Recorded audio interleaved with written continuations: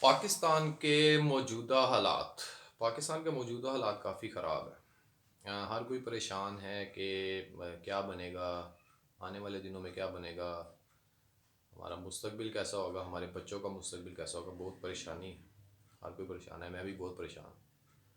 لیکن ان حالات کی جو وجوہات ہیں اس پہ شاید کبھی کسی نے غور نہیں کیا کہ ان کی وجوہات کیا ہیں۔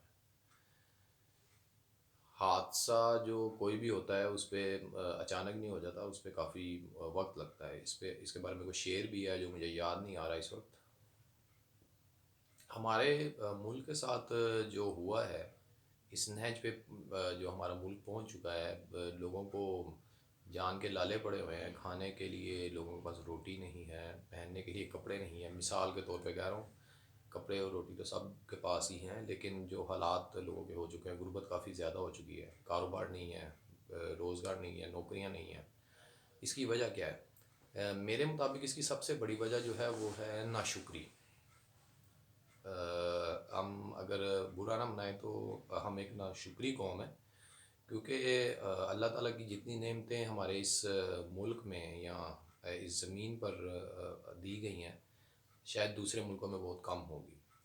پھل ہیں ہمارے پاس، سبزیاں ہیں، ہر چیز ہے کھانے والی، کمی نہیں ہے۔ آپ بازاروں میں چلے جائیں، دکانیں بڑی ہوئی ہیں، ریڑیاں جو پھلوں کی ہیں وہ بڑی ہوئی ہیں، اور سستا ہے سب کچھ، اتنا مہنگا نہیں ہے۔ لیکن پھر بھی حالات دن بہ دن بگڑتے جا رہے ہیں۔ کچھ لوگ جو ہے وہ کرپشن کا رونا روتے ہیں، کرپشن بہت زیادہ ہے۔ کچھ لوگ کہتے ہیں جی کہ یہ لوٹ کے کھا گئے، کچھ وہ لوٹ کے کھا گئے، جبکہ اپنے آپ پر کوئی غور نہیں کرتا کہ میں خود کیا ہوں، میں خود کیا کرتا ہوں۔ میں اپنی مثال دیتا ہوں کہ میں جب بھی برا بھلا کہوں گا دوسروں کو کہوں گا کہ وہ بہت زیادہ کرپٹ ہیں، فراڈیے ہیں، کاروبار میں دھوکہ کرتے ہیں، لیکن میں اپنے گریبان میں نہیں جھانکوں گا۔ ایک دوسری بڑی وجہ آپ اسے بھی کہہ سکتے ہیں کہ جی ہم اپنے گریبان میں نہیں جاتے۔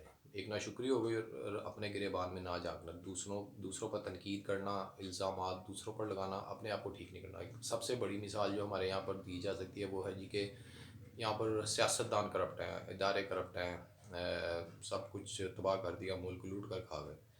اب چلیں، مان لیا کہ جی ایسا ہی ہے، تو انہیں اجازت کس نے دی ہے؟ اجازت کیسے دی جاتی ہے؟ اگر آپ کسی جگہ پر گئے ہیں، آپ کوئی کام کروانا چاہ رہے ہیں، آپ کو لگ رہا ہے کہ یہ کام مشکل ہے یا آپ کے سٹینڈرڈز نہیں ہیں، آپ کی وہ قابلیت نہیں ہے کہ وہ کام ہو سکے، اور آپ خود ہی وہاں پر پیشکش کریں یا آفر کریں جی کہ میں آپ کو اتنے پیسے دے دیتا ہوں، یا میں آپ کا یہ کام کر دوں گا، آپ میرا یہ کام کر دیں، تو اسے کیا کہیں گے؟ اسے کرپشن ہی کہیں گے نا۔ اب کرپشن کرنے والا بندہ آپ ہیں کہ وہ دوسرا ہے؟ پیشکش تو آپ نے کی نا۔ اب ہم اس چیز پہ غور نہیں کرتے۔ بجلی کے بل بچانے کے لیے، بجلی چوری کرنے کے لیے ہم مختلف کیا کہتے ہیں طریقے اپناتے ہیں۔ گیس چوری کرتے ہیں، گیس کے کمپریسر یوز کرتے ہیں لوگ۔ یہاں پر سردیوں میں گیس کے کمپریسر یوز ہو رہے ہیں تاکہ اس کا پریشر بڑھے، ہمارے گھر میں آئے، باقی گھروں کو گیس نہ جائے۔ اب یہ کرپشن نہیں تو اور کیا ہے؟ اسی طرح کے بے شمار کیا کہتے ہیں معاملات ہیں۔ روڈ پر آپ سگنل کراس کر جاتے ہیں، یہ بھی کرپشن ہے۔ لیکن ہمارے یہاں پر ایک مینٹیلٹی یہ بن چکی ہے، ذہنیت یہ بن چکی ہے کہ دوسروں کو ہی کرپٹ کرنا ہے، خود اپنے بارے میں نہیں سوچنا۔ ایک ناشکری ہو گئی، دوسری کیا کہتے ہیں اپنے گریبان میں نہ جھانکنا، بے وجہ کی تنقید۔ اس کے علاوہ بھی بہت سے معاملہ ہیں جس سے ہمارا ملک جو ہے وہ تباہی کے دہانے پہ کھڑا ہے۔